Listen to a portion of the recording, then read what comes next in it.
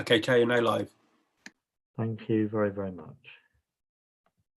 Okay, well, welcome everybody. My name's Councillor Paul Myers and I'm Chair of this Corporate Policy Development and Scrutiny panel. I'd like to welcome all councillors, officers and members of the public viewing on YouTube to this meeting. I'll now call out the names of the other members of the panel and ask them to confirm that they're present.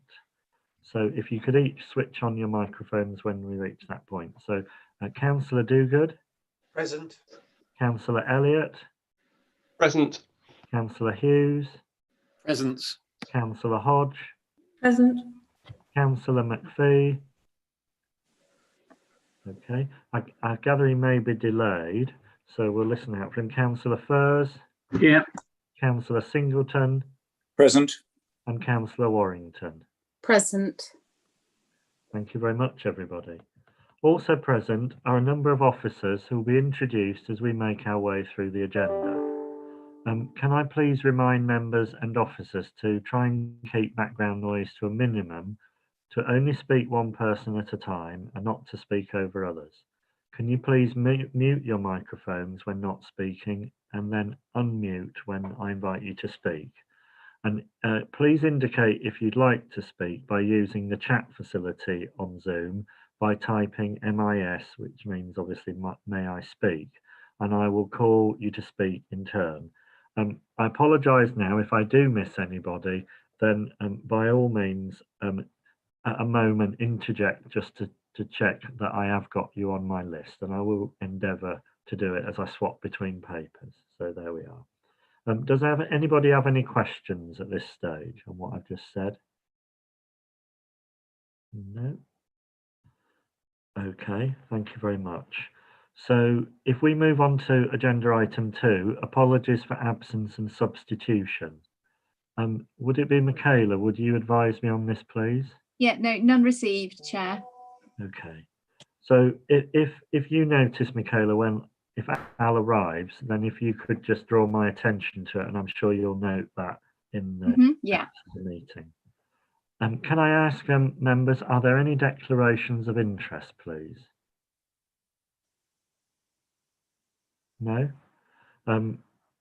Okay.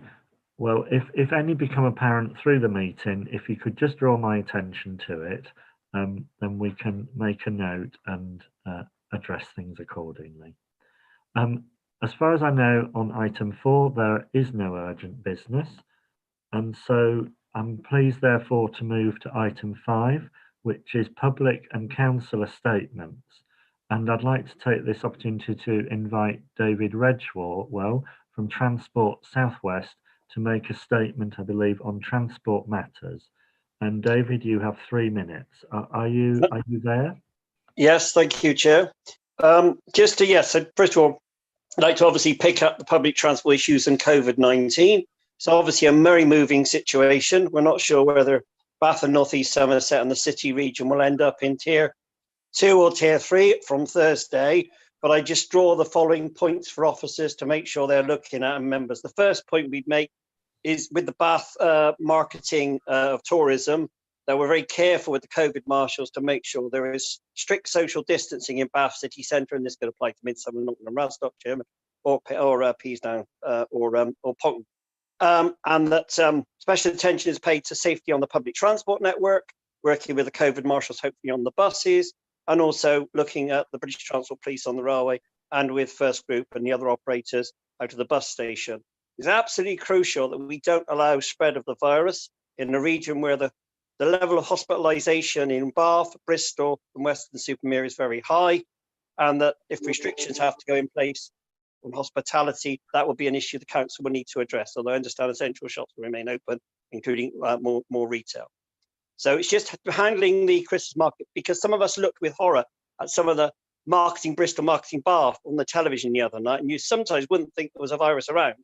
And I think we just got to make sure we don't encourage so many people in Bath, and even for that matter, Bristol city centre, that we can't cope safely.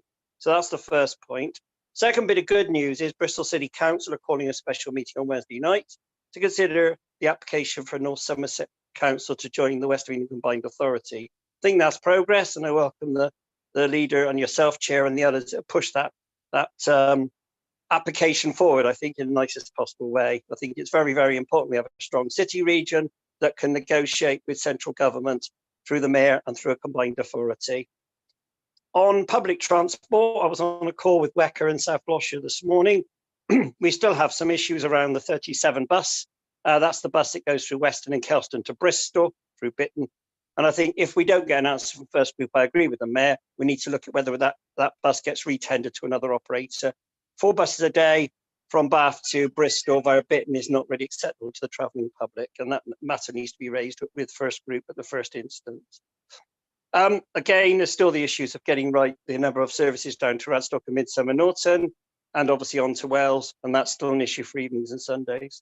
I know we'll have a very much reduced train service on a weekend from December, so there will be less trains on a Sunday and less trains on a Saturday, but the government's insisting on, rightly so, that weekday train services go forward.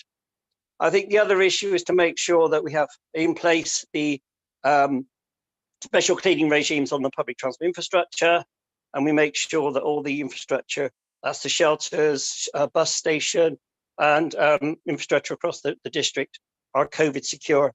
And I will say again, as transport user groups, we do not wish to see any of the social distancing measures removed in the city centre in Keynsham or Peasdown, St John, or anywhere else in the district, Oldfield Park. These social distancing measures to widen the pavements, make sure that people save lives and make sure the virus is not spread. I know there's a lobby by the motoring lobby to get these systems removed. I would hope the council keep them in place. Thank you very much, Chair.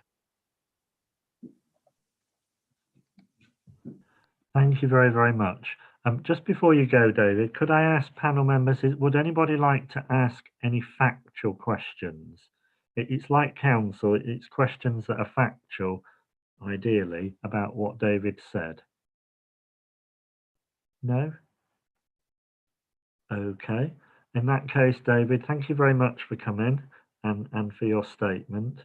And we'll now move on to the next item on the agenda, which is item 6, which is minutes of the 28th of September. Does anybody have any corrections or things to highlight, please? No, I'm not seeing anything come forward. Just shout if I've missed you there. Otherwise, can I confirm these therefore as a correct record? Could I have, shall I just go round, Michaela, and find out from everybody on the panel? No, you can just see if anyone's got anything to say. If they don't, assume they agree. That's fine. Okay. Well, if you all just want to put up your hand, then those in favour that we accept the minutes. I know there are computerised hands, but that's quite a quick way of doing it. So thank you, everybody. That's unanimous. So we will then accept those as a true record. Excellent. I'd now like to invite the Cabinet member to give us an update, and that's Councillor Richard Samuel. Would you care to take the screen, as it were? Richard. Thank you very much, Chairman. I'm going to be very brief because you've got some of the matters on your agenda already, but I'll just give you a very quick update on what is happening on the budget build for next year. We are currently going through an exercise, not yet complete, but it will be by next Monday, to review the expenditure plans of every cabinet portfolio. When that work is finished, say next Monday, we'll then be starting to pull that together into the beginning of the budget build. An important date on Wednesday is the Chancellor will announce the spending review for the next year.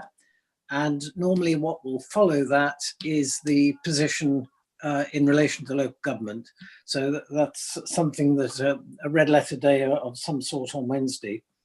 The Chancellor has already announced a public sector pay freeze, and what it is not very clear at the moment is whether that will apply or seek to be applied to local government.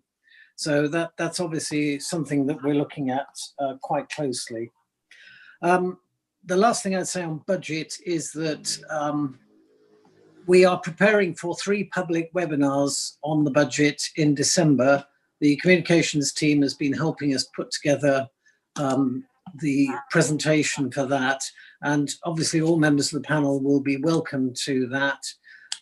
You might wish to consider, I know we're in public session now, but you might wish to consider whether the corporate PDS panel would like to get an advanced sight of that, and I'm very happy to facilitate that for members who are interested in it before it goes to the public.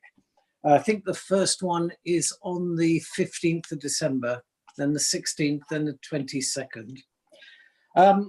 The other issue I just want to mention, Chairman, is what we're doing on property. This panel has been interested in the performance of the property service, and you have got presentation later, so I'm not going to, and an item, I'm not going to kind of cut across that. But there will be a report to the Cabinet in December, setting out what we are doing in terms of reviewing the property service. That report is not quite finalised yet, but it is definitely on the agenda for the Cabinet in December. And the last thing to mention, because you will see it when the papers are published, the report dealing with the winding up of Visit Bath, which does have some financial aspects to it, will also be on that same Cabinet. So we've been working on all of those issues over the last 6 weeks or so, and I'm happy to take any questions. I don't want to repeat what you're going to hear from other presenters today, though. Okay, I'll just look at chat. I haven't got any requests for speaking or questions.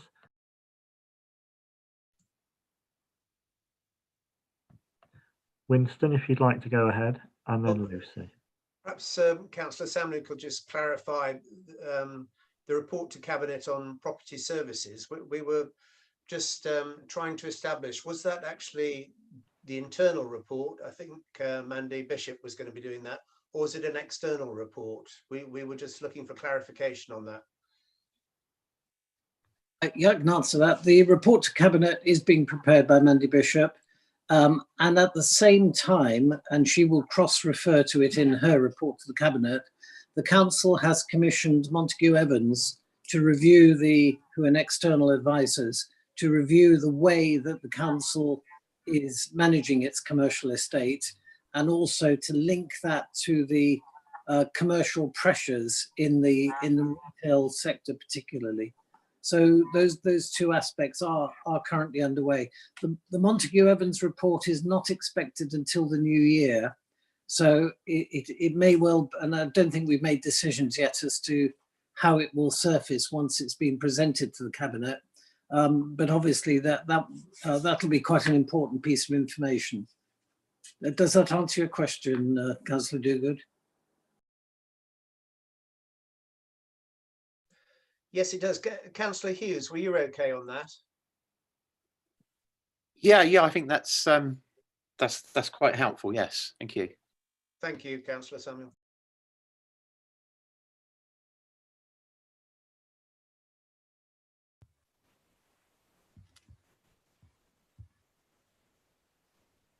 Paul, you're muted. That's fine. Sorry, Lucy, I got you next. Would you like to speak? Yeah, so it's just to ask, are we having a presentation on the budget structure and then the questions on the financial strategy, or are we not? Are we just noting the contents? Is there? I believe at this stage, our agenda item is primarily about the way it's been presented and understandable, but could you clarify, Michaela, to Lucy's question? The report says to note and discuss the medium-term financial strategy. So Lucy will be doing both by the sound of it then. Okay. Would anybody else like to speak?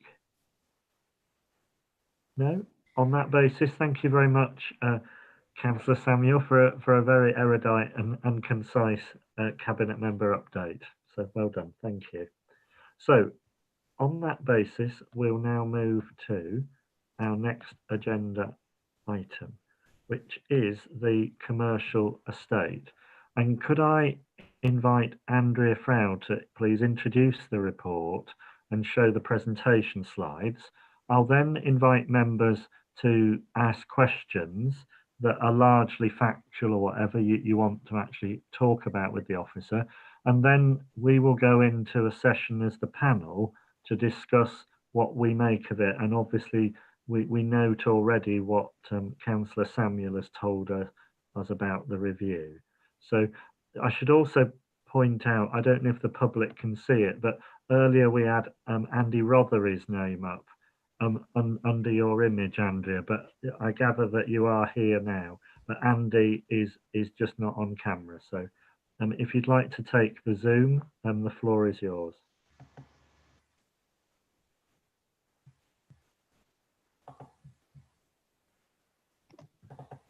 Okay, thank you very much. I'm actually presenting jointly with a colleague, Cleo Newton-Jones. We both sit in Economy and Growth. So she will be picking up the second part of this presentation. Well, to introduce myself then, hello, my name's Andrea Frau. I'm the team leader for property management, and I'm, as I said, presenting with Cleo, who is a principal design and environment project officer. And as I say, we both sit within Economy and Growth. I'll let Cleo introduce herself and give you a bit more information later. But I'm part of Estates, and our role is to ensure that the council's assets are managed and utilised in accordance with the council's key aims and objectives, with probity and in compliance with relevant legislation.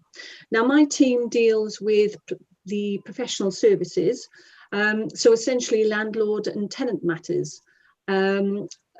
So that'll include rent reviews, lease renewals, let-ins, and various applications for consent. Now, the presentation that we're giving today is structured around, I suppose, 4 areas. It's an introduction to the estate. We'll tell you, oh, Cleo, can you move on, please, to the next slide? Thank you. So those are the 4 areas. So an introduction to the commercial estate. I'll give you some facts and figures, highlight general market conditions and the current challenges and debates that are taking place. And I'll end by signposting initiatives and provide examples of the actions that we estates are taking to support our tenants. We'll also highlight budgetary implications. Cleo then will pick up then to talk about the work that's been going on regarding the renewal board's agenda, essentially, and reopening of the high street. Okay, next slide, please. Now, the council's property portfolio, to put everything in context, the local authority has 1,200 properties. The value of the estate is in excess of 500 million. The assets are held in 2 portfolios, the operational, the corporate estate and the commercial estate. The corporate estate is valued in excess of 200 million. The main office is the Civic Office in Keynsham, and that's supported by the Hollies and the Guildhall. Other examples of operational properties, in other words, service delivery, properties which are held for service delivery purposes, are depots, libraries, museums. Now, the commercial estate has previously been described as one of the finest estates outside of central London. Next slide, please, Cleo. And in terms of its origins, I'm advised that the earliest acquisition was in 1249, where a property was bought for about £2.20 in today's values. But the estate has expanded and been primarily acquired from the Crown and charities and the church around the 16th century. Next slide. Now, the holdings themselves, as you can see from the slide here, the council owns about 60% of the the city centre, it's owned freehold, which gives us a degree of potential control, although this is dependent upon the contractual relationship with the tenant. So as you can see, all the coloured areas, that's our holdings. Now, there are over 400 commercial properties, and approximately 50% are occupied by independent traders. But if you put that in context, this represents only about 10% of the 4,000 or so independent traders which operate within Bath. But those figures are pre-COVID. Next slide. Now, in terms of data, the estate is broken down into various segments and subgroups, but essentially,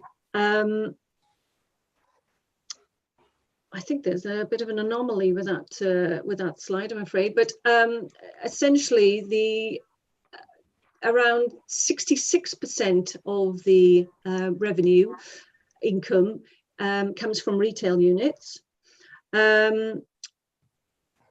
which amounts to around about £11.5 million of the council's income.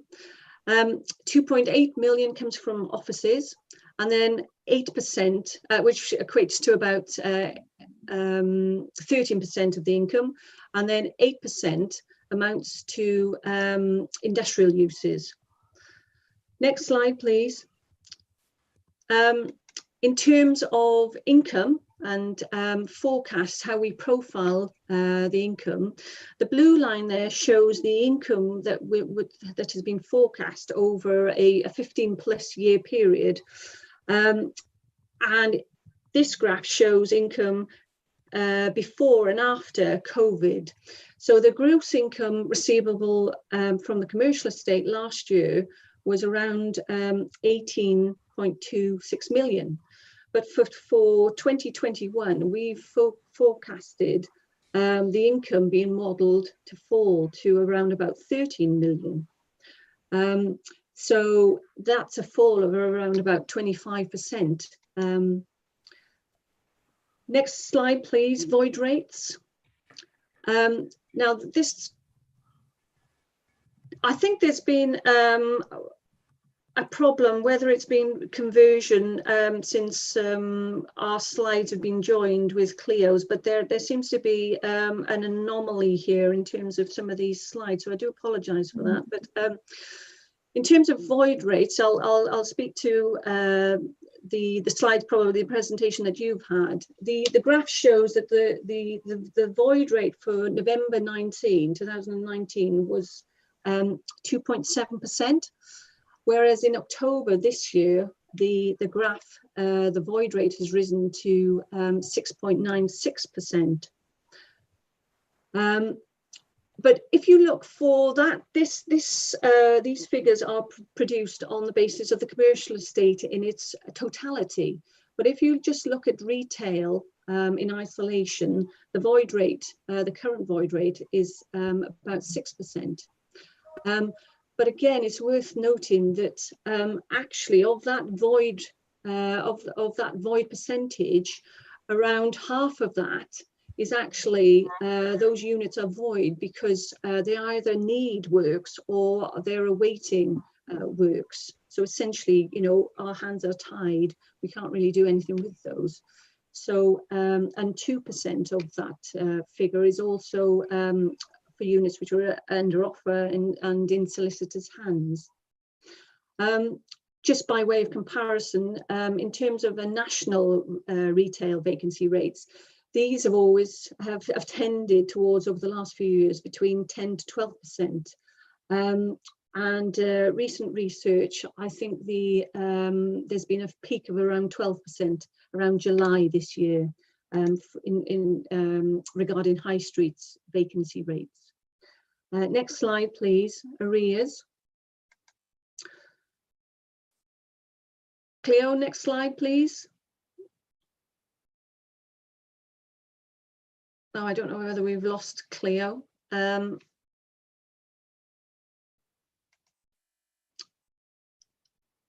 Could I ask, Michaela, if you've got this presentation that you circulated, could you take this down and put the proper one up? Do you have it? Not wishing to put you on the spot. Michaela.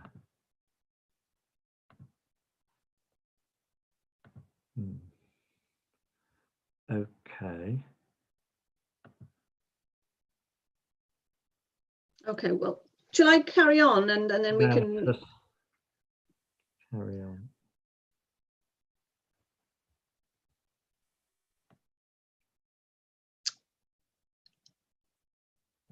It might be for the fact that perhaps the I don't know whether Cleo has PDF'd the presentation. I'm not quite sure.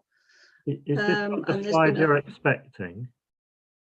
Is this the slide you're expecting? Yes, it just looks different to in terms of I'll carry on the arrears. So in terms of arrears for November 2019, so last year,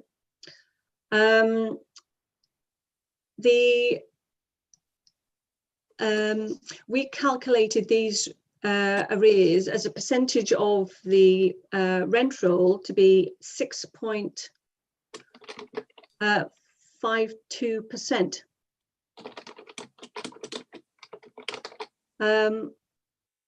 And in September this year, that's increased to 23%.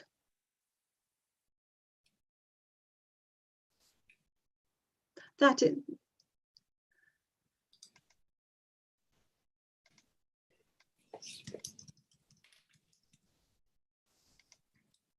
I just want to check that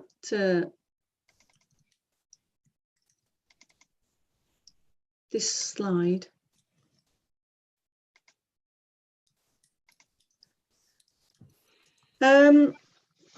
Okay, well, can I have the next slide, Cleo, please?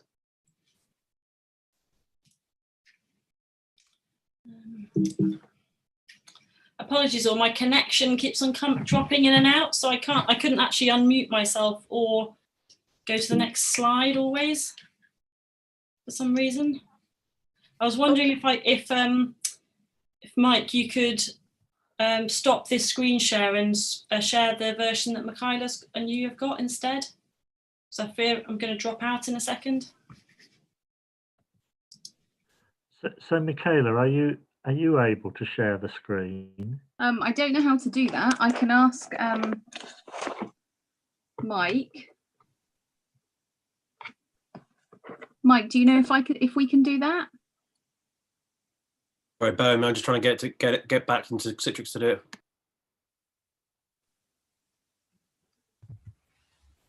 Chair, if Mike's able to hand over screen sharing, I'm comfortable with sharing the slides, and I have the slides that were sent round. Yes. Well, I think he was just going to give the screen share facility maybe to Michaela, but we'll go for you as well. Or Michaela, have you sent them to Mike? I think if Councillor Elliott has got them, that would be good to do. He's just been made co-host. Right, go for it, Mark. If you can pull this off, that'll be splendid. I'm sure Andrea will be eternally grateful. Well, I was thinking perhaps I should go in the hot seat and be the dry. Ah, there we are. That's my that's what the slides I was expecting. Does that look okay? Yes, thank you. Okay. Right, arrears. Now, so in terms of arrears, if we take the November 19 figure we calculated, this shows, this is as percentage of the total rent roll of the commercial estate. This gives a figure of 6.5%. But in September this year, which is the most recent figures we've got, this is increased to 23%. And unfortunately, that's increasing. Next slide, please. So the current challenges and debates. I mean, the fact that the council portfolio comprises predominantly retail assets located in the city centre means to a certain extent we do hold all our eggs in one basket. But this is our legacy and our inheritance. The overall objective for holding the investment portfolio is the benefit of the citizens of Baines by helping to maintain the physical economic and social fabric of the area, as well as underpinning the World Heritage status of the city. Nationally, we're all aware that the retail industry is undergoing unprecedented change, and those retailers who are more likely to succeed need to adapt and embrace change. At a more local level, Bath is generally holding up well. We're not in a bubble, however, and we are exposed to the same hardships as every other major high street in one form and in another. In terms of supply and demand, I mean, what retailers demand from shops are nice rectangles over one and two floors and assets in good repair. Influences such as internet shopping have left many retailers overexposed in terms of floor space, and that's on top of bottom line challenges such as business rates, increased wages, and margin erosion. I mean, retailing is no longer just about supplying goods. Customers want an experience. Retail rents have been falling and will continue to fall, even in good locations such as Bath. You know, footfall is down. The leisure market, for example, is not immune and will also suffer in the short term. Cinemas and restaurants are expected to follow the trend for retail in terms of CVAs and administrations. But none of this is new. It's simply the speed of change that's the issue, and retail in its traditional sense will not bounce back unscathed. The pandemic has significantly accelerated these trends. The council depends on our property income stream. It accounts for around 13% of the council's revenue budget. It's not in the council's interest to impose unsustainable rent levels if the consequence is tenant default and breaks in that income. So long-term secure income is of paramount importance. So the next slide, please.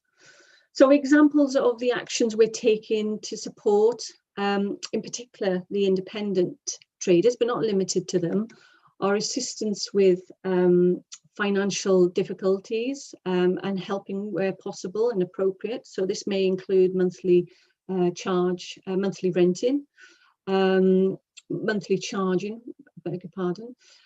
We give advance notification of planned works to help tenants with their cash flow. Short-term lettings, pop-ups. We use window licenses to maintain a visible presence in retail areas. We're considering review of the rental structures, market rents versus turnover rents, for example, which is what the leisure sector seem to require, or a mixture of both.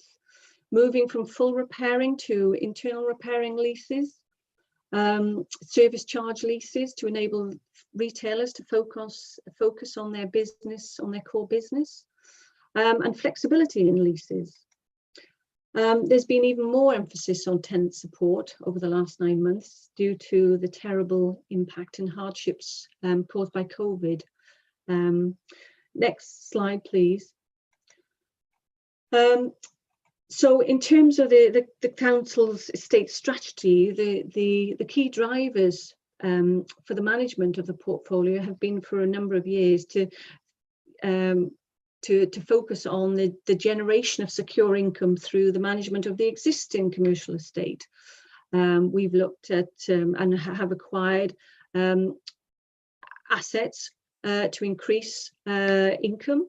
And also we realise capital receipts by the disposal of underperforming surplus assets. The focus being to look at ways to mitigate risk to the council's holdings on the existing estate, to eliminate inefficiencies, to expedite returning voids to the market by investing in pre-let works, for example. And all this, you know, to encourage growth in revenue. Now, with resilience of the commercial estate income in mind, this month, as Councillor Samuel mentioned, The council has engaged with a firm of consultants, Montague Evans, to look at the commercial estate for us, to review the nature and extent of the holdings, and to look at diversification of uses that are available. Their objectives will be to understand and to draw on strengths of the local economy using data. And it's hoped that Montague Evans will, I suppose, provide an independent view on helping us to identify ways to realise new revenue streams. This work does have impact on budgets, particularly on budgets, and encourages sometimes changes in management approaches, such as rental models. And I've mentioned some of the examples: rents versus turnover rents, full repairing versus internal repairing terms, and flexibility of agreements. This will all have an impact on budgets in some form or another. Income profiling, for example, versus actual target incomes will be affected. Retailers themselves have specific requirements, and they do have a strong bargaining position. This means that money needs to be available to give incentives when required, to encourage more secure tenants to occupy our assets, and to encourage existing tenants to remain with things like lease renewals. And we're also trying to expedite return in voids to the market by investing in pre-let works. Next slide, please. So in terms of previous work and ongoing initiatives, at the start of 2019, there'd been various liaison meetings with other landlords, Bath Bid, agents in the town, and retail specialists from Bath University. And the work that centred around pulling together ideas to consider how Bath should respond as a destination, and how landlords can work together to influence positive change. The local agents, the agents raised sensitive issues such as rough sleepers, street food traders, and the condition of the buildings, and flexibility in terms of lease terms. Car parking, business rates are cited also, together with a host of other matters. And the following slides really refer to key questions that have been identified and highlighted for debate. And these have included, as I've put there, to agree the key facets of a repurposed and redefined high street, to coordinate public realm improvements across the city and explore new funding models to pay for the public realm. Next slide, please. Now, Cleo's team have fed into those discussions and have been working on initiatives in Bath, Keynsham and Midsomer Norton through the Love Your High Street funding and other initiatives. Although since the pandemic, there's been a change of emphasis, and hopefully, if Cleo's able to, she can tell you about the work that she's been doing with the Renewal Board and the reopening of the High Street Safely Fund. Okay, thank you. Thank you. Just before you start, Cleo, could I just ask you to try and keep moving on this, because we've now gone quite a bit over our budget of time.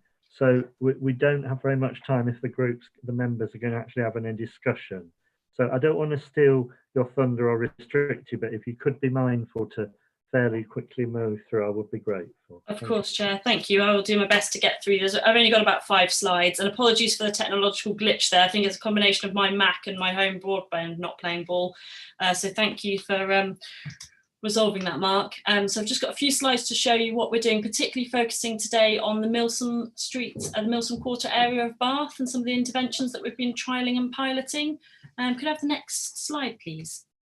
So we've been working on a programme called the Milsom Street Renewal Programme, and this looks at short-term interventions to support businesses now in response to COVID. Also medium-term interventions where we'll be looking at trialling pilot activities, pilot uses for some of the units, particularly that the council owns, but also working with other key landowners in the city centre, as well as a sort of longer term master plan approach, sort of revision what this part of the city in particular that's struggling at the moment could be in future, and how these properties could be used for a more diverse range of uses going forward. And the photos here highlight the some of the events that we've done as part of the Love Our High Streets pilots, where we've closed off the street to traffic and run this Love Milsom Street event. Footfall was up 25% and spend in shops the equivalent amount. So we know that creating spectacle and destination events also needs to be part of the mix. Next slide, please. I'll just skip over the next slide because that pretty much summarises what I've just said, but that highlights some of the sources of funding that we'll be looking to going forward, from grant funding and from WECA funding to actually deliver on these sort of 3 scales of interventions. The next slide, please. Thank you. This slide shows some of the immediate interventions that we've been actually undertaking in the summer and are now in place or due to be installed this week. So it includes things like with the closure of Milsom Street to traffic as part of the COVID restrictions to allow social distancing, we've been able to repurpose some of the former parking bays for things like pocket parks, which are going in this week, for outdoor tables and chairs and seating. We've been working with businesses to get their pavement licenses for that. We've got a daytime food vending pitch, which again, the businesses on the street can also use for pop-up gin bars, pop-up food vending, very much with sort of high-end ethos. We've also been undertaking some shop window animations and been working with property team on pop-up shops as well. And I'll show you some examples of what we've delivered there in further slides. Next slide, please. Another key project, and we're looking to fund this through the WECA Recovery Fund, so to supplement the Love Our High Streets funding, is a sort of vacant unit action project. This isn't only for Bath. It will cover the rest of the district. There will be funding available for particular town centres as well, and learning from examples that we've looked at in Glasgow, Paris, Brighton, shown there on the right hand side, where they've actually included things like art installations, poetry, meanwhile spaces projects, sort of temporarily bring back uses to these units while their sort of longer term fate is and direction is decided. But it really does have a big impact on the feel of the streets and helps the resilience of the businesses that remain in situ and remain trading. That they don't feel that they're being surrounded by vacant units. And I think we're particularly aware of this as we are conscious that vacancy rates are likely to rise in the short term, particularly in the new year. So we wanted to sort of learn from these areas, and some of the vacant units shown there are in Bath City Centre are some of the ones which we've now delivered projects within, which I'm going to show you some examples of. The next slide, please. And this is the sort of range and scope of the types of activities that we're looking at within this vacant units project. So going on sort of from the sort of low intervention side on the left-hand side, where we're using window graphics and foils, going all the way up to pop-up retail. But in between that, we're also looking at 3D window dressing, and I'll show you some of the projects we've done working with the arts and festival organisers, many of whom haven't been able to run their events this year. It's been an opportunity for us to work with them on some really creative ideas, and the business feedback's been really positive. Curated units, so you can have, rather than a sort of pop-up retail is often for sort of 2 years plus, but curated units could be for a one-off event or an activity or a fashion show, or it's for a much broader range of things, and that would be sort of curated by the council and put on almost like a sort of pop-up venue.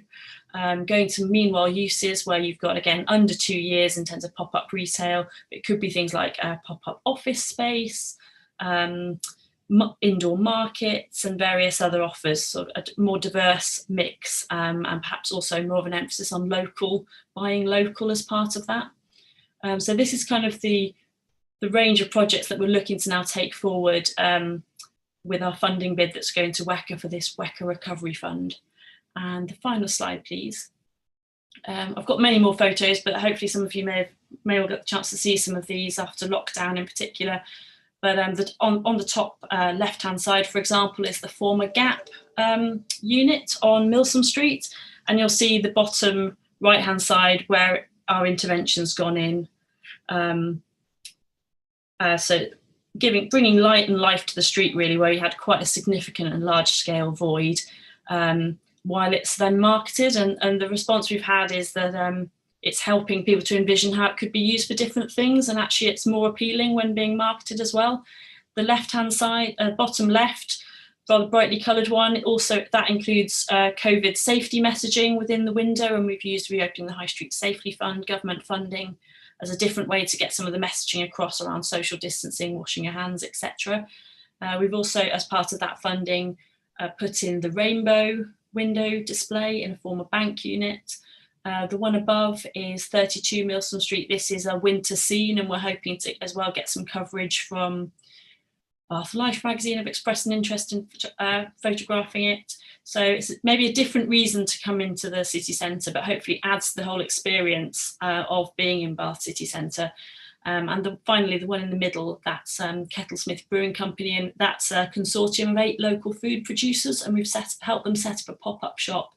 They come under the definition of essential retail. They're selling local produce, and their alcohol license is due to come in soon, so they'll be able to sell the locally made beer as well.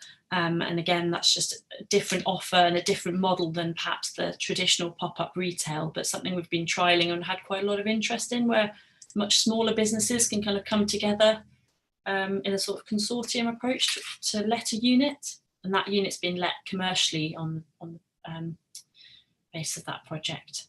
So hopefully, I've tried to keep it short there, Chair, but happy to take any questions that you may have. Okay, so has anybody got any questions? I've not got any yet. Councillor Sean Hughes first, yeah. Yeah, firstly, I guess the obvious question is, didn't we see this coming? This isn't these issues with retail, the retail sector, haven't just occurred because of COVID-19. It's been on a decline for years, and it seems maybe the presentation hasn't really conveyed it correctly, though. It just seems that there's a flurry of activity now, when perhaps we should have had a staged approach to this over several years.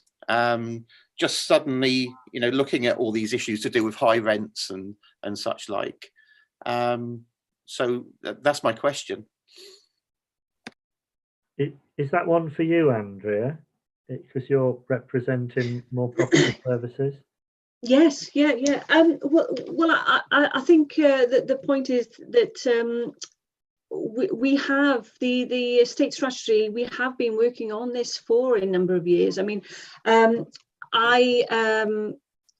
I mentioned, I didn't actually refer to HTC as our advisor with the estate strategy. I mean, there are various strands of that to generate secure income, to acquire assets, disposals. Those are, part of the estate strategy which we've had in place for a number of years. We've looked at, with the acquisitions, we looked at diversification of the portfolio.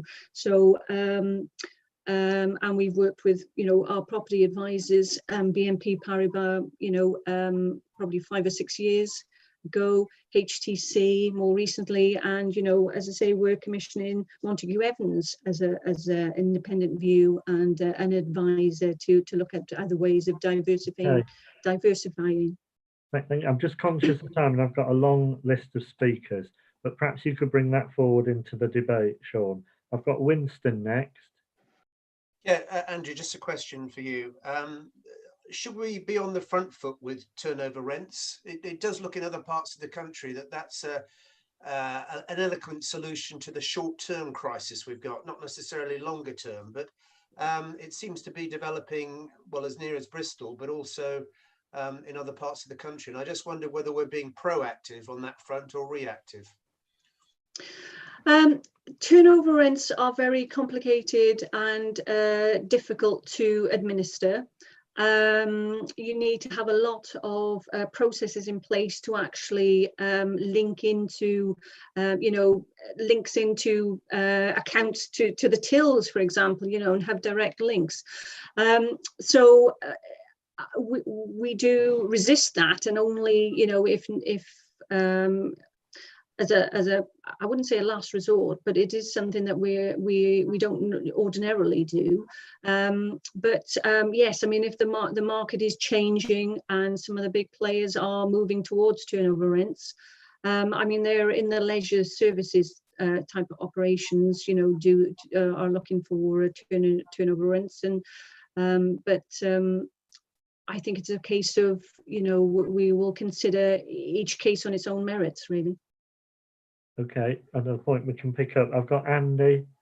Thank you, Chair. A couple of points first, and then a couple of questions. First, the engagement with the Arts and Creative Initiative, that seems to be working very well. So, thanks to Cleo and the team on that. Really, I know that Cleo and I speak a lot about that over the last several months. It was interesting to see that Kettlesmith Consortium and the engagement with very small businesses and enabling them to give that sort of very local offer. And I think that's something that we should do a bit more of. The other issue, which was only touched upon, was street traders. Cleo knows about this. I have a big issue. Not only is the city centre of my ward, but I work in the city centre and I live close to it. So therefore I have probably one of the biggest voices of concern about the street traders that we currently have. Now, okay, during the COVID period, it's a different story, but we have high level businesses selling, paying high rents, and selling, I don't know, let's take McDonald's burgers or whatever it might be. And then immediately outside of their business is a, you know, bucket and spade burger van or whatever the equivalent is, because it brings some income to the licensing department, of which is minuscule as opposed to the rent revenue from these bona fide businesses. I'm not saying that these small traders aren't bona fide businesses, but we need to think very hard about this offer that we give to the visitor. And I know that was part of the presentation about this offer that we give. Now, you know, we've got street traders scattered throughout the city. Cleo knows I whinge on about this a lot. And we need to think about how we use those in a concentrated area, maybe 1, 2, 3 days a week or whatever, rather than every day of the week, just scattered everywhere, and make that an attraction in its own right, yeah, whether it's at the cattle market, whatever. And it was also spread that footfall away from the main spine of the city centre, of which can become very congested, and more so in today's world where we are trying to practice distancing. And if we're trying to attract more visitors, we need to make sure that they are spread out. So that's one of my biggest whinges, and I'll just leave that one there. And the last point I want to make is that we're here talking about income and the city centre as a commercial estate, and we have to be very mindful that there are a lot of residents, quite rightly so, who live in the city centre, which give us that unique balance that a lot of city centres have been hollowed out by residents from, you know, residents leaving city centres over many years, and we have retained ours through hard work, and from the council and other mechanisms to make sure that we retain the balance of residents and the commercial estate. And we need to make sure that decisions we make have that balance in mind. I shall leave it there, Chair. Really, Andy, those last 2 points, if we could hold those for that bit, because we're going on to our discussion. This was questions, really. Sorry. They're wonderful points, but if I could remind people that the idea is we ask the questions, then we go to the discussion. So, Cleo, did you want to come in very briefly there on Andy's point? Yes, sure. I was just going to say that one of the things we've done for Milsom Street with the street trading pitch there is we've trialled a very different approach for the first time. The events team actually now run that pitch, so it's not gone to a single trader. We can then control who comes into it, and we can actually almost effectively sublet that pitch. So at Christmas, we've got a different offer. So I think it'll be interesting to see how that model works, but we've already been able to get the type of offer that the businesses wanted there.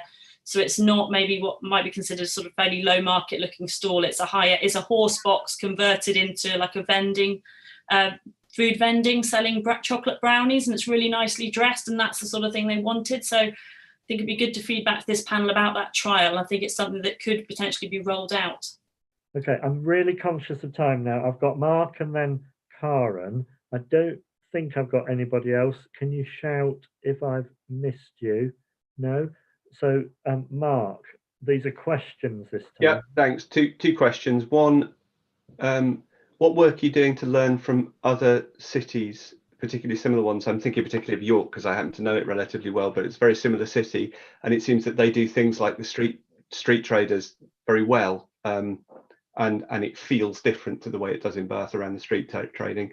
And the other question was how the pop-ups are marketed to local firms, and how that's done.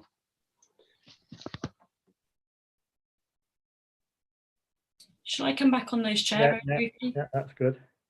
So on the pop-ups, we're actually, again, we've been working with our property team to take a different approach recently and actually being much more proactive.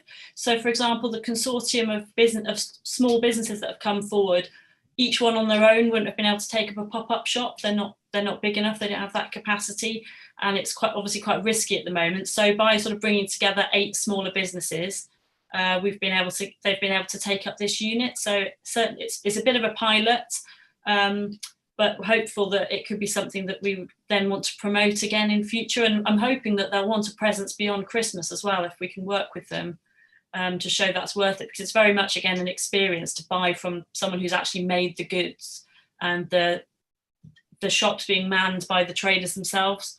On speaking to other cities, I couldn't agree more, Mark. We are in touch with York and other similar cities, and we're looking at examples of what's been worked on globally as well. So very much wanting to learn from other cities.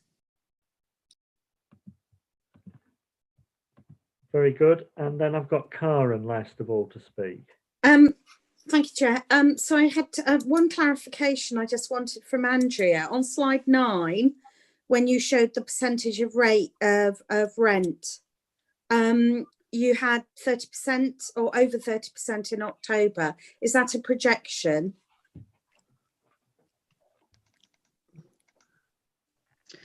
This is arrears. Yes. Looking at. Yes. Yes, it is. Yes, that's yes, it's a projection, but the figure for September, I know is 23%. Yes, you said was, yeah, I just wanted but it is moving to that level in October. I'm not sure if that is the actual correct figure at October. Right. Yeah, those figures are the ones that we're currently holding. Yeah. Great. And my second question is, what percentage of the commercial estate is held outside Bath? I haven't got that figure. I can find out. Can you give me just a rough idea? At all? No, not off the top of my head. Okay. No. No. All right. Can I also ask then that you give a figure for outside of Bath and North East Somerset as well, please? Yes. So if we take an action in the minutes, Michaela, at that point, just to see whether we can get that circulated to the panel, and we can, obviously we can't know it today, but that would be very useful. But without it taking a month's work, we don't want to cause a lot of extra work that's disproportionate to the request. So if it's just not available, do let us know, Andrea, and then we'll take it from there. Okay, so that's the questions. So if I could now then draw the panel together, it's like we had this as a very important area of work where we wanted to not just scrutinise but look at policy development. How would the panel like to go forward with this work as such, or do you wish to follow, really draw it to a close? Do you feel that we're nearer the answers that we were really looking for? Would anybody like to speak? Right. Oh, you're not going to. Is that Karen? Put her hand up. Yeah. Yeah. Go ahead. Yeah. Sorry, Chair. I did. I guess one of the reasons that I asked about the percentage of property outside Bath was because potentially there's a diversity issue, and you could potentially look at areas outside Bath. What I mean by that is actually North East Somerset, Andy. I was specifically referring to the local authority rather than property outside the area, because there may be some diversity that just gives you a bit more balance rather than having absolutely everything in Bath. Yes, there is. So that might be a point to discuss. Yeah. Okay, Sean. Yeah, I just think, I mean, as a you know, an important income stream, I think, I mean, I'd like to understand more about where this is going, where we're going as a council with this, because this whole idea of repurposing, I don't see much at the moment. I'd like to understand what direction all this property is going to be going in the future. Okay. Well, Lucy. And then, sorry, Andy, then Lucy, sorry, Andy. Yeah, mine's on the diversification, Chair. Over many years, both here and through the risk register and corporate audit, the council's concentration basically on retail has been a matter of subject for the last, well, 5 to 8 years, I would say.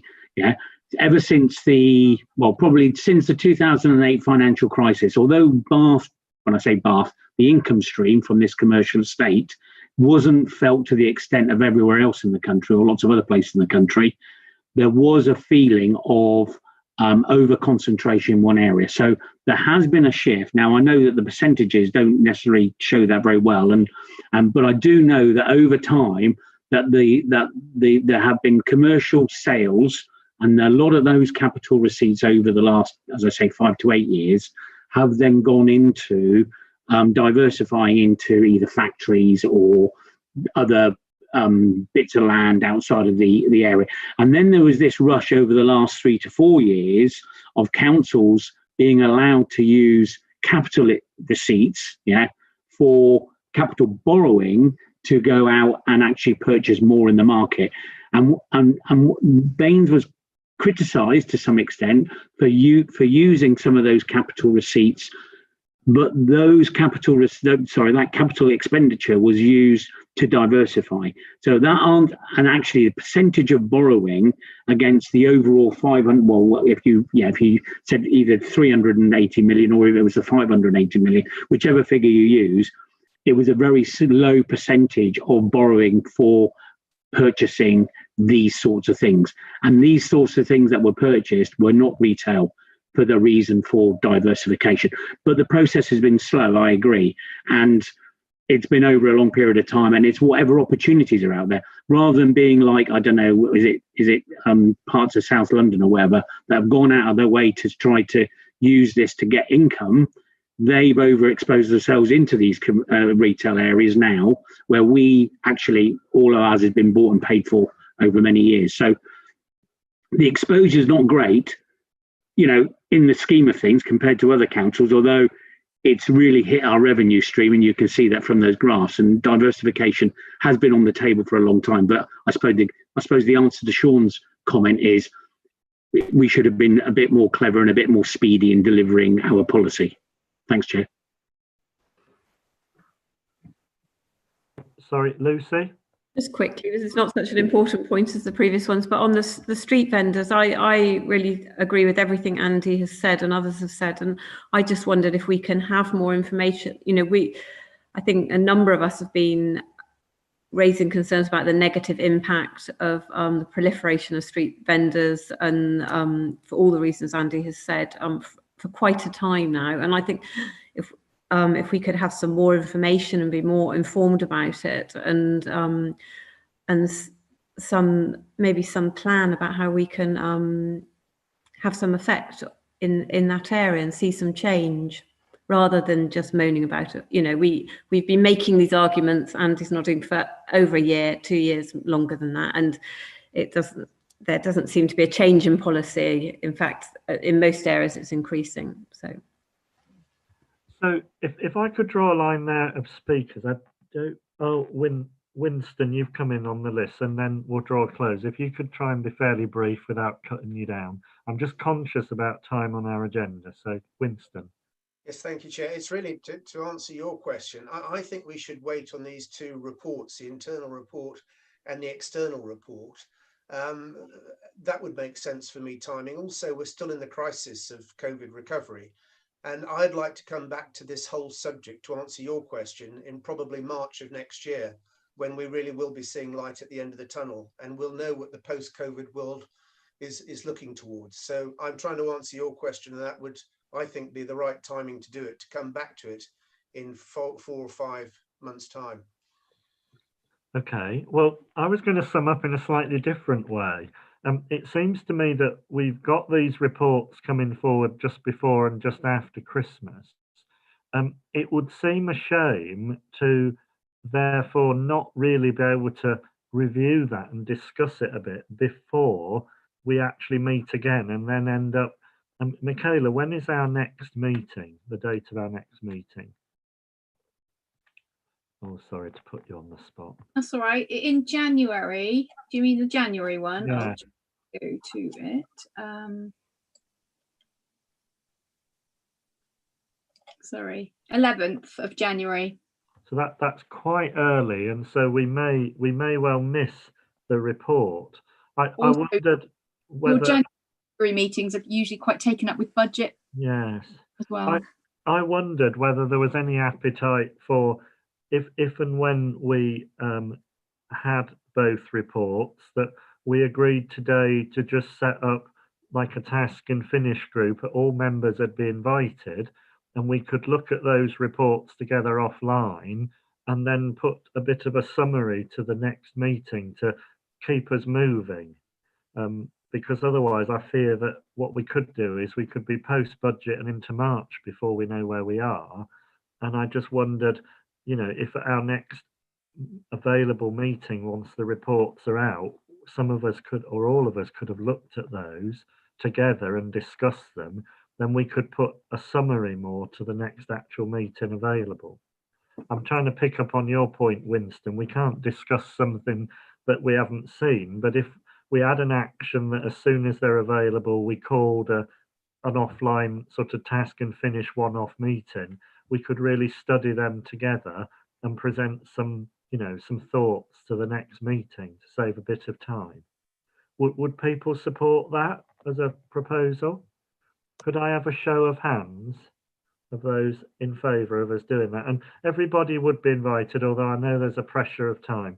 Did you put your hand up, Sean? Sorry, yeah, you did, sorry. I just wanted to record. So I'll make that unanimous unless somebody tells me otherwise, yeah? Could you minute that, please, Michaela? And I think it just remains for us to thank the two officers who presented a very, very detailed report. So thank you for coming today to the panel. So we've got a number of items left, and I would very much like to make sure that we do cover them all today. So I'm just pulling up my agenda. There we are. If you just bear with me, everybody, that's it. We've got a very sizable item, budget structure. Then we've got our task and finish group on commercial markets, and then we've got the panel work plan. And we were more or less pacing ourselves for 50 minutes left. So if I could suggest that we have 20 minutes each on the commercial estate and budget structure, and with a margin for 10 minutes on our actual work plan. So if I could move us now onto budget structure, and if Andy, we've got 20 minutes for this, if you could, how long is your presentation to us to present the report? I think I can do it in 5 minutes, Chair. Yeah, brevity is excellent, and then that'll allow us some time. We'll have 5 minutes of questions and then take it from there. So the floor is yours for 5 minutes. Okay, thank you, Chair. So I'll keep this quite focused, everyone. In terms of the cover report, there are 2 recommendations to the panel: to note and discuss the medium-term financial strategy, which is Appendix 1 in the pack, and also to note and discuss the 21-22 budget structure presentation and budget engagement themes. So I think the best way to take this is for me to share the presentation, and I'll give a walkthrough of that.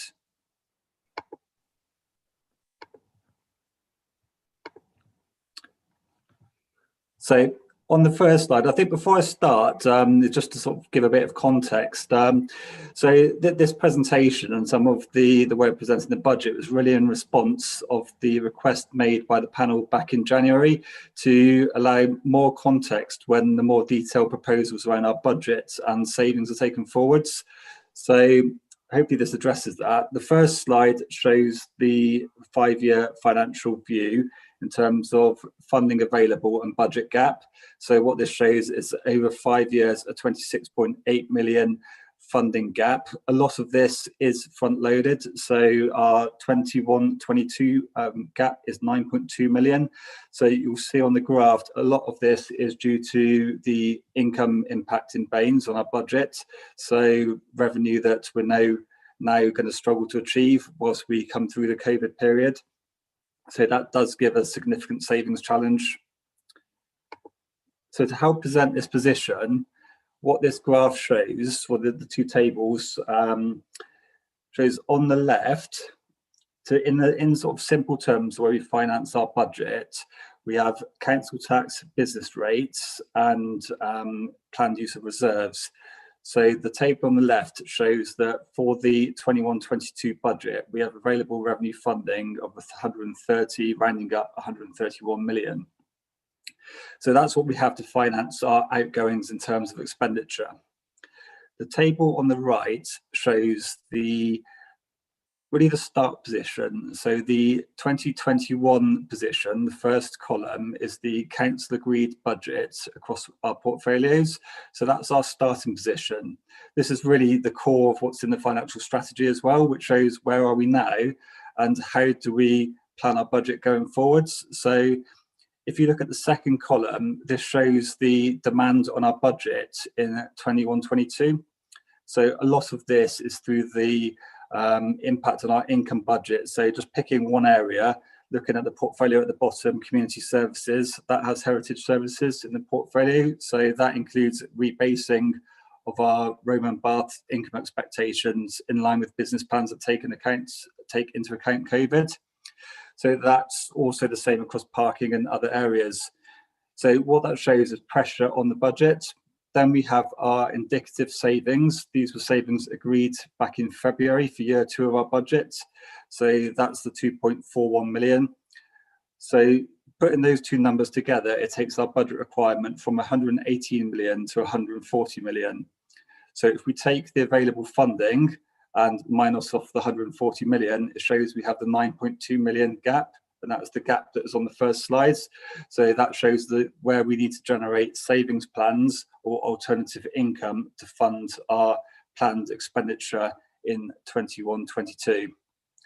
So I think for me, this is an important presentation because as we get into the detail of the budget over the coming months and where we have savings by portfolio, it will help the panel in further scrutiny and understand where our costs are making the council cost more money to run, where we're having to rebase income, and where we're having to then achieve savings to rebase funding across the council. So hopefully that's a much clearer presentation for the panel. The next slide shows the really over the next month or so, some of the critical tasks in setting the budget. So during November, we're carrying out budget review meetings. So this is at portfolio level, looking at savings that are being proposed to help address the 9.2 million gap. Also, we're looking at our capital programme and within available capital funding, what the priority areas are, and these will be consolidated through our capital strategy group, discussed with informal cabinet, and then form part of the wider pack for wider engagement on the budget. And also one thing we need to be mindful of, as Councillor Samuel said earlier in his update, is the spending review announcement this week and what detail comes through in the provisional settlement to councils, because that will impact on our numbers also. So we'll be doing a refresh once we have that detail. So on to budget engagement. Where we are now is the first point, the PDS discussion today. Whilst we're having the discussion around the budget structure, we're also in the background developing webinar content for the sessions that Councillor Samuel referred to in December. That will start the online engagement. We have the webinars in December, and that will take us through to a more detailed presentation of the budget for corporate PDS in January, through to the full budget proposal to council in February. Yes, and you're at 5.5 minutes now. Okay, just wrapping up, Chair. Okay, so budget engagement themes. So these are really key components for discussion today. Really, when we consider our budget, we need to live within our means. We also need to consider increases to council tax, because that will help fund new demand on the council, and we need to think and invest in our services differently. So I think for me, they're the key things to really focus on the presentation. So I'll stop sharing. And Chair, I'm going to hand back to you. Thank you very, very much. I believe the only person I've got to speak right now in MIS is Lucy. Would you like to go ahead? I only had specific questions relating to that presentation. Is that what you want now, or would you like them at the end? We're taking questions first on the presentation. Yeah, so it's just, could I ask Andy a couple of things about the figures that I would like to get to understand? Or can you hear me okay? It was about the reserves and the 10 million. Your two slides on the 5-year view and the overall budget structure, and the use of 10 million of reserves as a one-off. I was in the narrative, it says that 10 million is split, 7 million 2021-22, and then a further 3 million in 22-23. But in the tables, it's presented as all coming through in 2021-22 funding to make up that 130. I just wanted to, so I've got 3 questions really relating to these two tables. So is it or is it not split over the 2 years? And also that the funding increase, so for 21-22 of 1273, I make that, yeah, that's the difference between the 130 and the 118 that was budgeted for. Where does the extra 2, if we've got 10 million coming from reserves, where is the 2,073,000? Is it gained out of council tax and business rates? Where does that come from?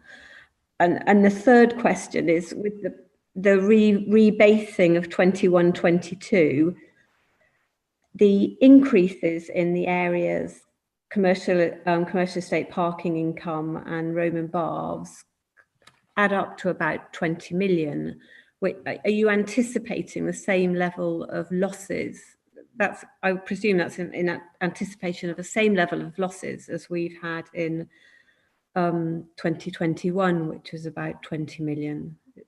Have I understood that sort of correctly? So those are my 3 questions really. Is the 10 million reserve, it's presented one area as a whole, or is it split over 2 years? And where does the extra 2.73 million come from, and those figures as well?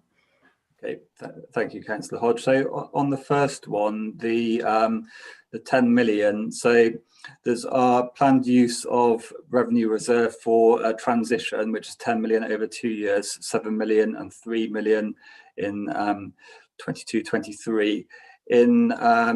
In year 1, effectively 21-22, there's also planned use of business rates reserve, and that's for 3 million. So that's why that's adding up to 10 million. So there's 2 different reserves. So I'm going to go on to the third question. Is it okay if we go back to the second question, just to remind, because I've lost it a little bit, so yeah, just have a bit of a clarity point on that. So on the rebasing, there's roughly around 15 million is rebasing our income budget. So that's against our 21-22 profile across the parking, heritage services and commercial estate. So that's factored into period of recovery as well. So that's latest projections going forwards. It does add up to about 20 million when you look across the portfolios, because there's some other technical areas within resources. There's a dropping out of a new homes bonus grant. So that's not directly related to COVID. That was something that was in our projections already, but they are really an assessment of what our income is going to look like next year. Is slightly different to this year because the hit on income definitely on Raymond Bath was a lot higher this year from the period of closure. So is it okay if we just go back to the second question and then I'll take that individually, well, that separately. Oh, you're on mute, Councillor Hodge. It's only actually a minor thing really, that the funding increase of that figure comes from the difference between what the available funding, 130 million, and the difference between the approved budget, which is 118, and 10,000 in that sum. It's just, where does the other 2.73 come from? Is it out of the council tax portion or the business rates retention portion of making up the total? I mean, it's a minor point really, it's not a big yeah point. It's council tax. Okay, that's fine. Thank you. Okay, are there any more questions? One question I've got is, I'm always interested in terms of, obviously there's pressure to meet these financial targets and make it all add up. I was just interested to know, to try and understand better the actual staff overhead, because staff is a huge resource we have to manage really well, but it's also a very large cost. So in terms of at a time when the services are under pressure and we're looking at more and more efficiency, what is the headcount of the council been doing or is doing in these structures of budget going forward? So as presumably there's pressure on services, there's obviously frontline staff, but what does the overall staffing structure look like within those budgets? And are those figures that are available yet, or is that something that we'll look forward to as in more detail as we get towards the February budget? We can provide more information as a request item on the composition of our staffing budgets. It's something that's really incorporated into every portfolio in terms of the net budget, but it is something we can split out if that would help the panel. Something I'd be particularly keen to see is the base 2021 and then looking forward, just for the first year at least, what are the sort of staffing levels looking like, both in numbers and in terms of overall cost, just for the broad portfolio areas. And I think you almost certainly have those figures readily at hand. I don't want you to sit for, as I said earlier, for weeks trying to work it out, but if it is available, some illumination on that would be very interesting, I think. Yeah, of course, that's something we do for our internal monitoring and analysis, so that can be provided. Okay, are there any more questions? I know that we've been discussing the budget figures as such, but a part of this agenda item was whether it was better communicated, and Andy sort of said they've tried to lay it out more illuminatingly, if you can describe it as such a word. Does anybody have comments on that aspect? I'll look at may I speak, sorry.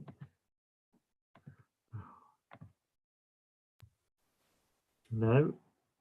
So as far as I can see, I've got no more people wishing to speak.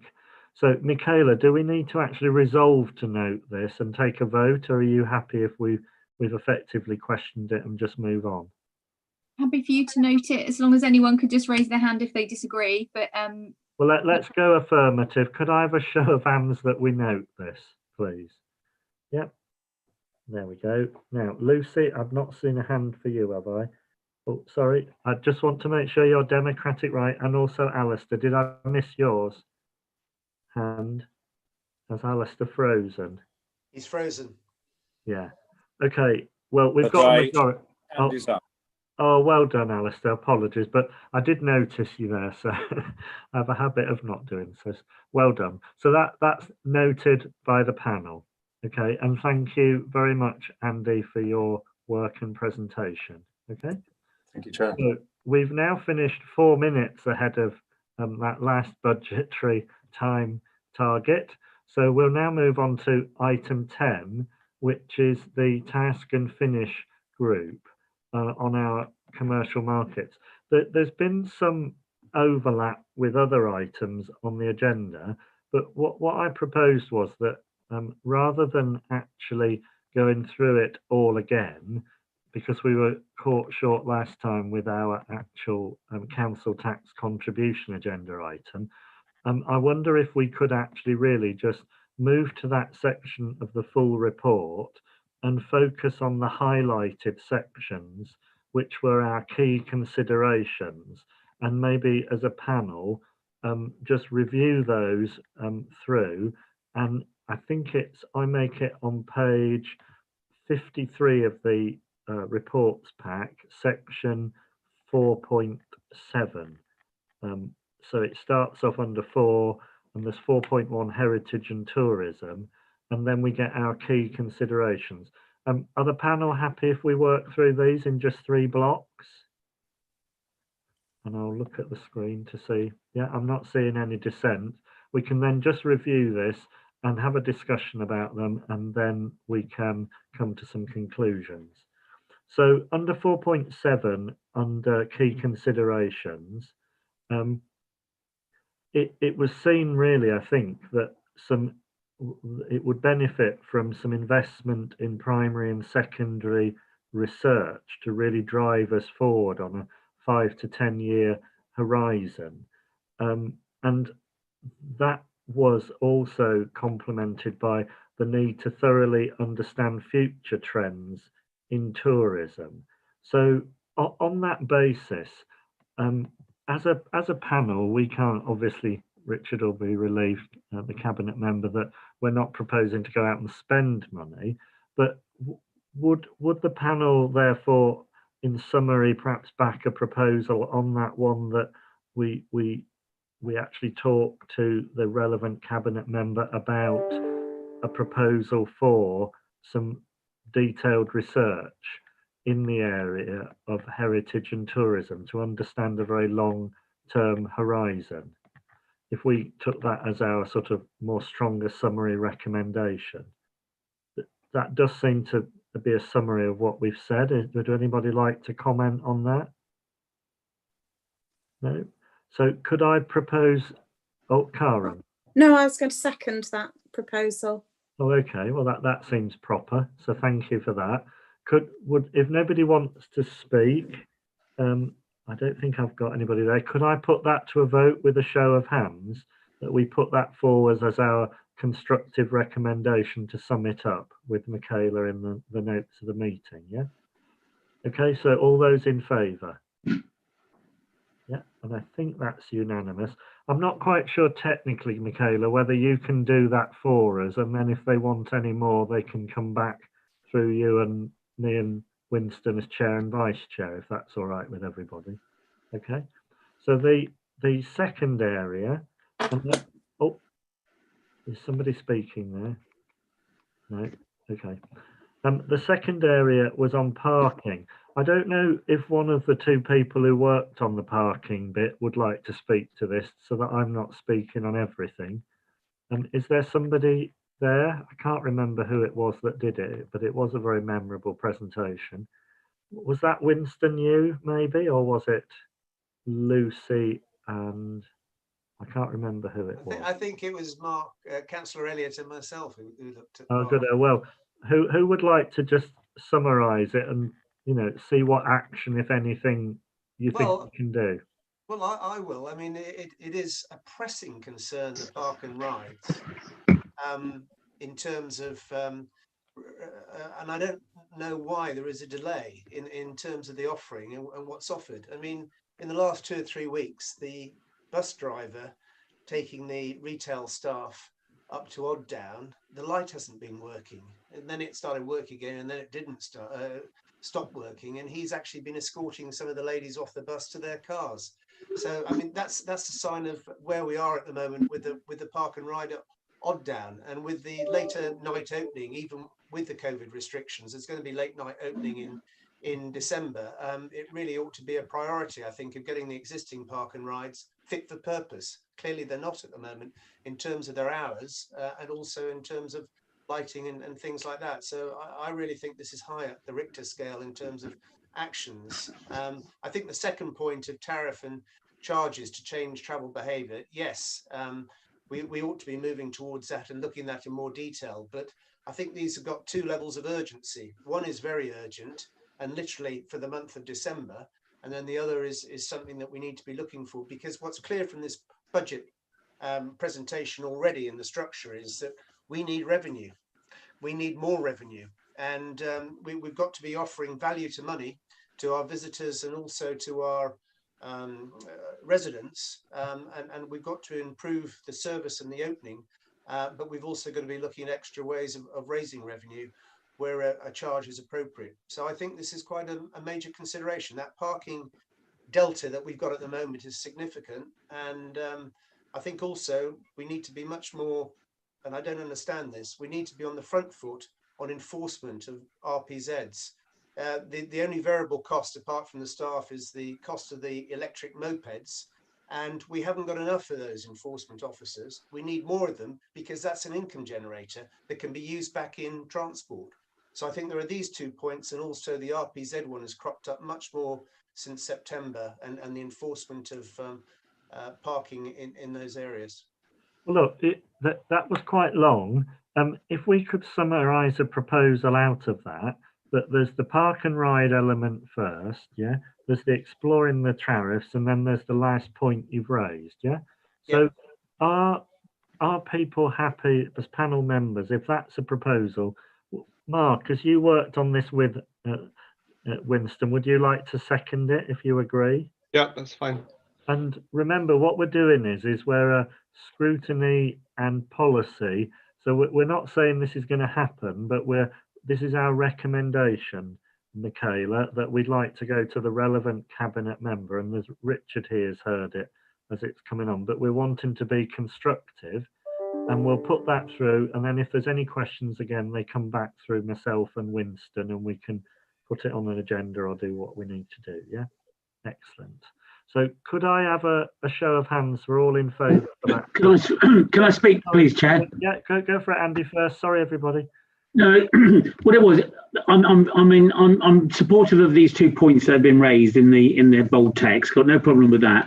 But did I read somewhere that there was also discussion about reducing on-street parking and trying to force the use of visitors to use the car parks and obviously the park and ride? Is that something that, well, I'm sure I read it somewhere, and I'm very supportive of that, because one of the biggest pressures now in the city centre, yeah, is that we've got more people driving in because of the public transport COVID issue, which we all know about. Probably more people driving into the city centre car parks, which is fair enough. But at the same time, many people are then circulating around trying to find on-street parking, of which has been reduced because of pavement distancing issues. And that has led to further pressures on residents parking. So within one of these bullets, or maybe a separate bullet, it's the investigation of where it talks about residents parking, is that talking about a shift from on-street into residential, and that will make our streets that much better for footfall and everything like that. Could I suggest with Winston, Winston, can we work out on the second bullet a rewording to take Andy's point in?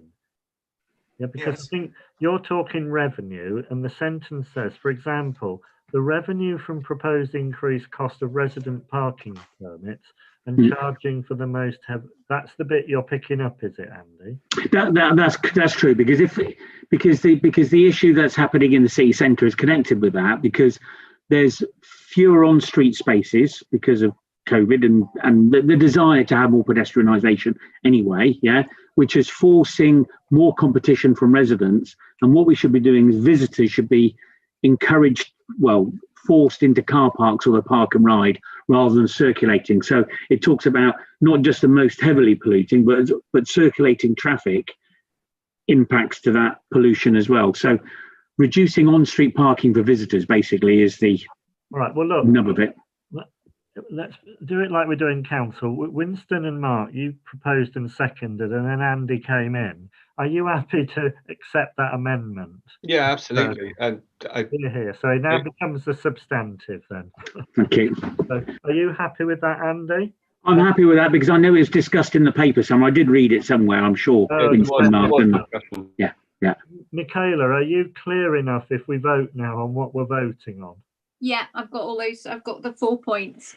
Splendid. Okay, so on that basis, we've had it proposed and second, can I have a show of hands for all those in favour of the new substantive? Excellent stuff. Thank you, everybody. So now, if we move on to our third area, where I can't help but feel we're rather overlapping, but here we go. We're on the commercial estate. I can't help but feel that these sets of considerations somewhat could feed into our sort of task and finish group with alongside the other two reports, first of all from internal and then external. Who did this commercial estate? Which pair of our members worked on this? It was Lucy and Sean.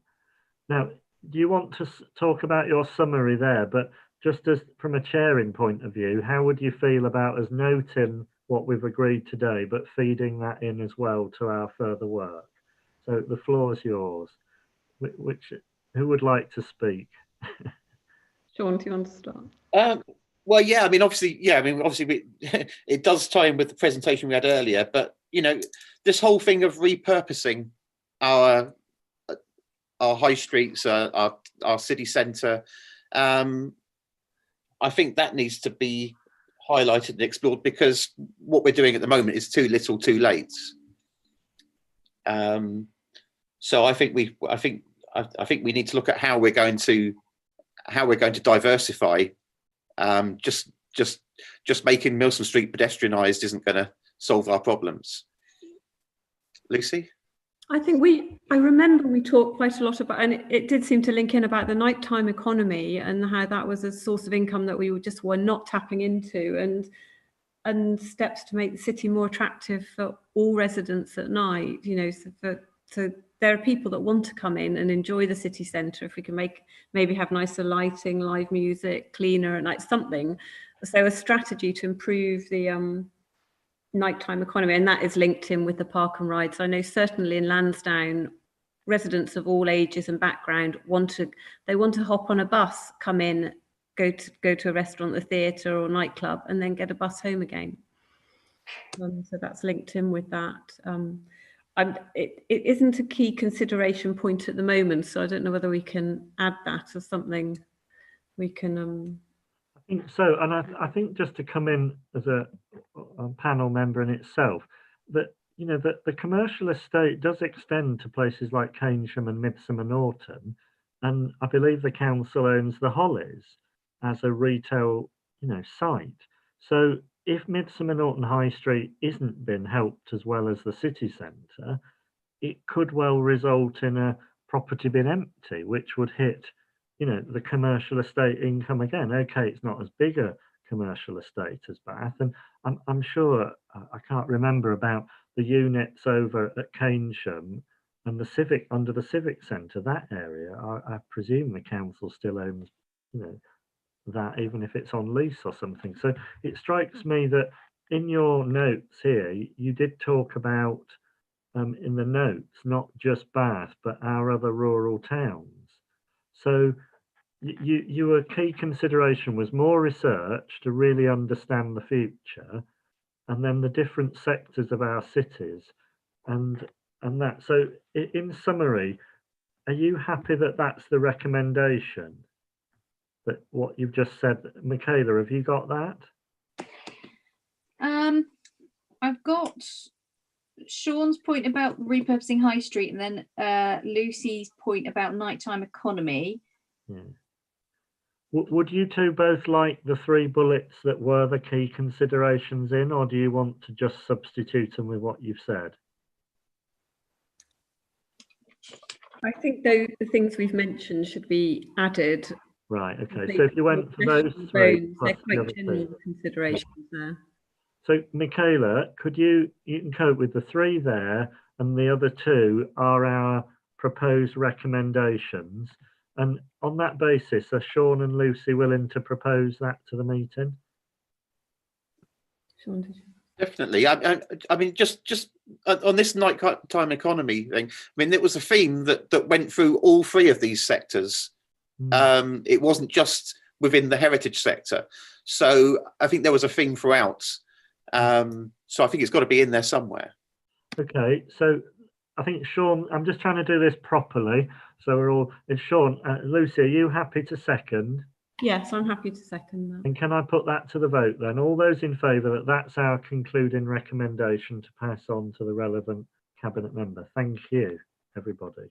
So what I was trying to do today was really just draw those themes together and get those out over as the result of our work, so that we don't sort of let it slip out of our hands and it just doesn't go anywhere, because a lot of effort went into that.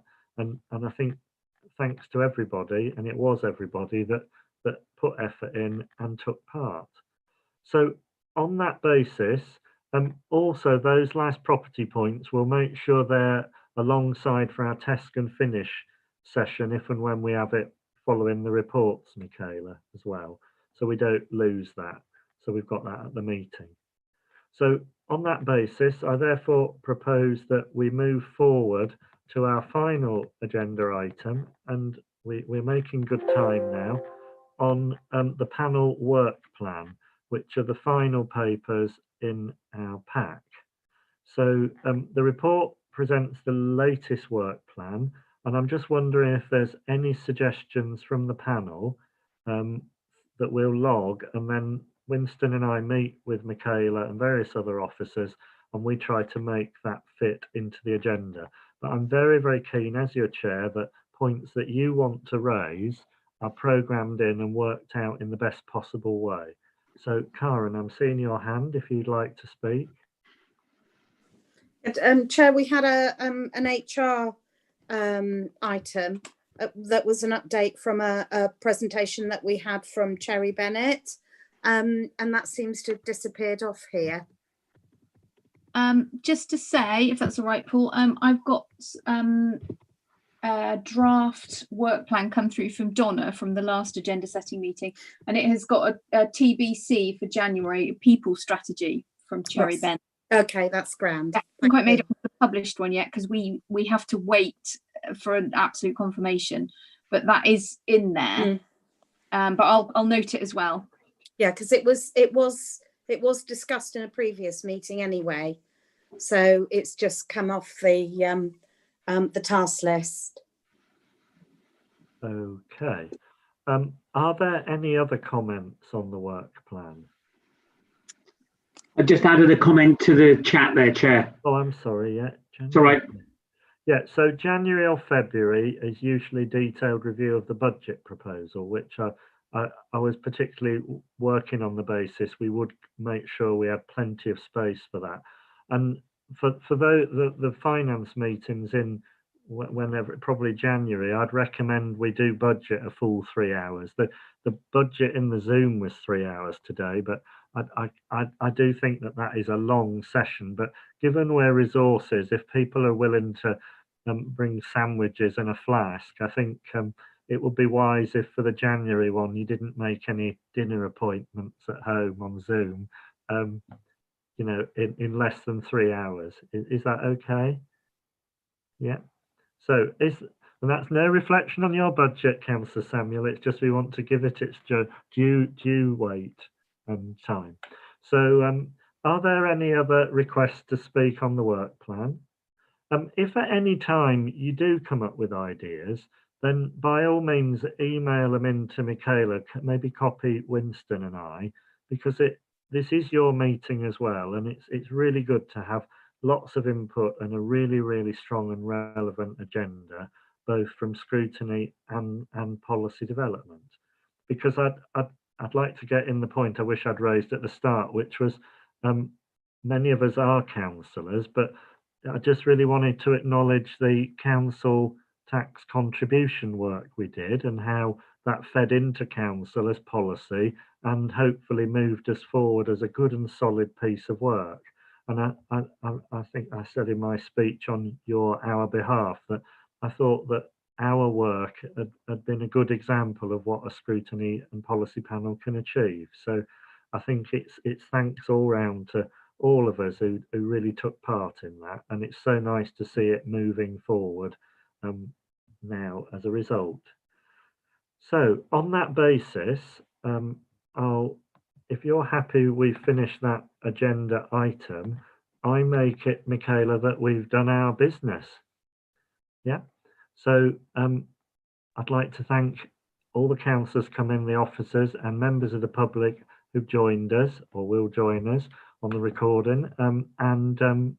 If that's okay, Michaela, I'll draw the meeting to a close now.